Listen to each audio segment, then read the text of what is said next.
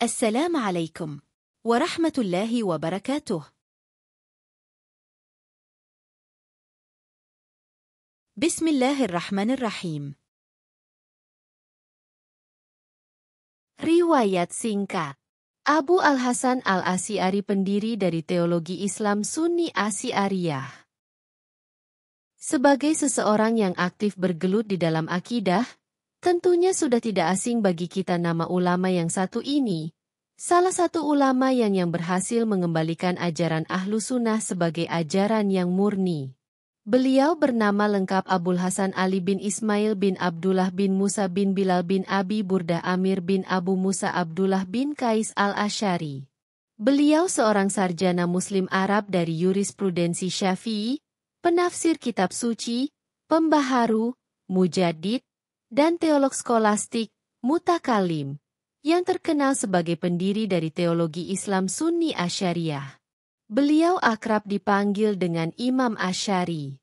Bagi Ahlu Sunnah, beliau merupakan guru sekaligus imam dalam ilmu kalam. Nama Al-Asy'ari merupakan nisbat pada Asy'ar, nama seorang laki-laki dari suku Qathan yang kemudian menjadi nama suku dan seorang laki-laki itu tinggal di Yaman. Lahir di kota Bashrah pada tahun 260 Hijriah, bertepatan dengan tahun 873 Masehi. Pada mulanya, Imam Asy'ari mengikuti akidah guru sekaligus ayah tirinya, Imam Ali Al-Jubbai, seorang tokoh Mu'tazilah, hingga berumur 40 tahun.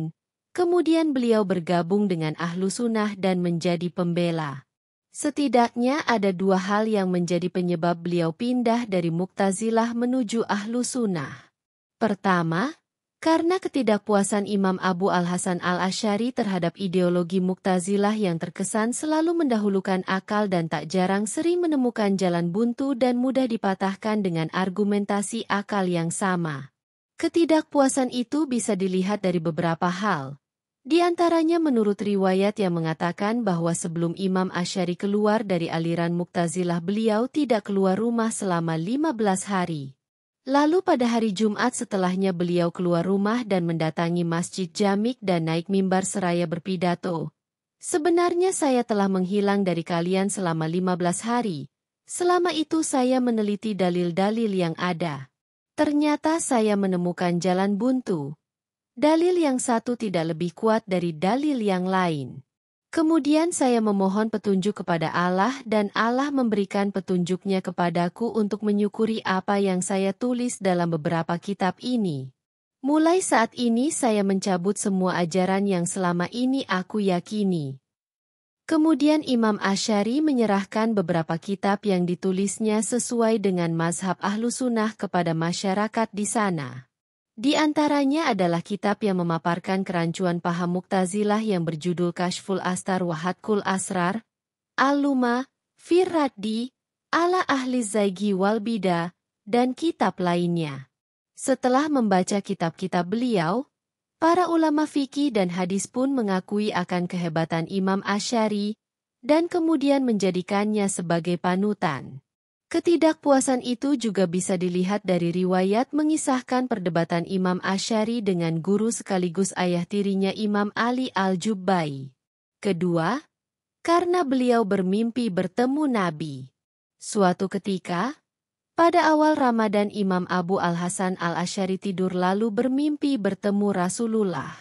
Rasulullah bersabda, "Wahai Ali, tolonglah pendapat yang diriwayatkan dariku, karena itu benar." Setelah terjaga, Imam Abu Al-Hasan Al-Asy'ari merasakan mimpi itu sangat berat dalam pikirannya. Beliau terus memikirkan apa yang dialaminya dalam mimpi. Pada pertengahan bulan Ramadan Imam Asy'ari bertemu Rasulullah untuk kedua kalinya. Rasulullah bersabda, "Apa yang kamu lakukan dengan perintahku dulu?" Imam Abu Al-Hasan Al-Asy'ari menjawab, "Aku telah memberikan pengertian yang benar terhadap pendapat-pendapat yang diriwayatkan darimu." Rasulullah berkata, "Tolonglah pendapat-pendapat yang diriwayatkan dariku, karena itu yang benar." Setelah terbangun, Imam Abu Al-Hasan Al-Asy'ari merasa terbebani dengan mimpi itu. Sehingga, Beliau bermaksud untuk meninggalkan ilmu kalam. Beliau akan lebih memilih fokus menekuni hadis dan terus membaca Al-Quran. Namun, pada tanggal 27 Ramadan, tidak seperti biasanya, rasa kantuk begitu berat menghinggapnya, sehingga membuat Imam Asy'ari tertidur. Setelah terjaga, beliau merasa menyesal, karena meninggalkan kebiasaannya tidak tidur malam untuk beribadah kepada Allah. Ternyata, dalam tidur itu beliau kembali bermimpi bertemu Rasulullah Shallallahu Alaihi Wasallam untuk kesekian kalinya. Rasulullah bersabda, "Apa yang kamu lakukan dengan perintahku dulu?" Imam Asy'ari menjawab, "Aku telah meninggalkan ilmu kalam dan memilih fokus menggeluti ilmu Al-Quran dan hadis." Rasulullah bersabda, "Aku tidak memerintahmu meninggalkan ilmu kalam, tapi aku hanya menyuruhmu menolong apa yang diriwayatkan dariku karena itu yang benar."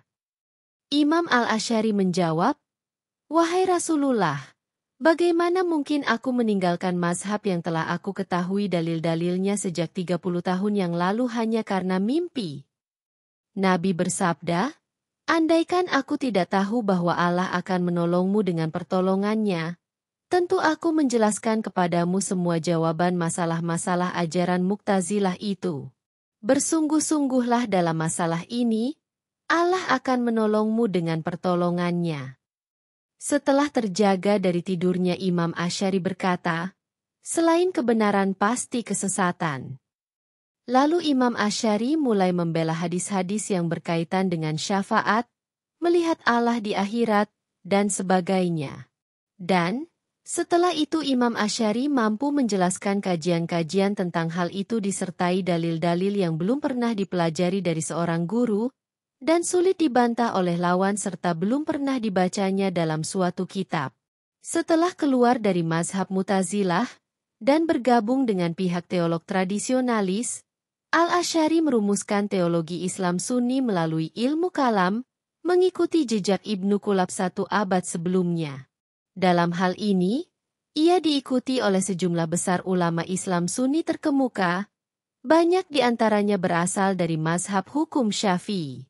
Yang paling terkenal di antaranya adalah Abul Hasan Al-Bahili, Abu Bakar Al-Bakilani, Al-Juwaini, Ar-Razi dan Al-Ghazali. Dengan demikian mazhab Al-Asy'ari, bersama dengan Maturidi, menjadi mazhab utama yang mencerminkan keyakinan sunnah. Ia juga diketahui pernah menjadi guru dari ulama Sufi, Ibnu Hafif.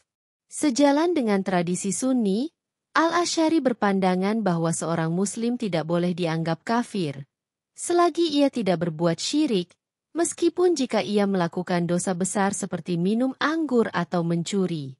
Hal ini bertentangan dengan keyakinan kaum Khawarij.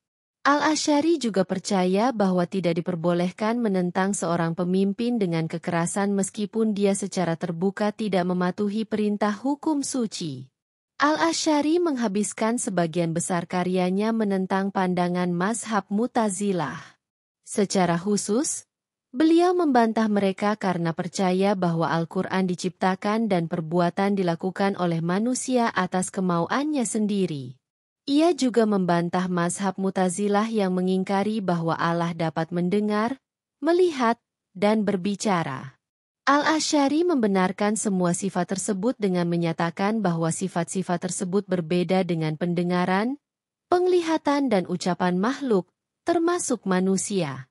Al-Asy'ari juga terkenal karena mengajarkan atomisme.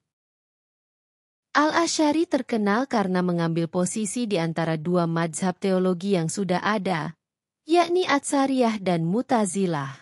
Dia membangun jalan tengah di antara paham tradisionalis Atsariyah yang menolak rasionalitas dan paham progresif Mu'tazilah yang mengedepankan rasionalitas. Pada satu sisi paham tradisionalis menekankan arti literal dari nas Al-Quran dan hadis serta menolak ilmu kalam, teologi dialektis. Di sisi lain paham progresif yang melulu mengandalkan rasionalitas dalam perkara teologis dan menganggap Al-Quran sebagai makhluk. Ajaran Abu Al-Hasan Al-Asy'ari akhirnya menjadi mazhab teologi paling dominan di dunia Sunni, Namun pemikirannya tidak diterima di dunia Syiah.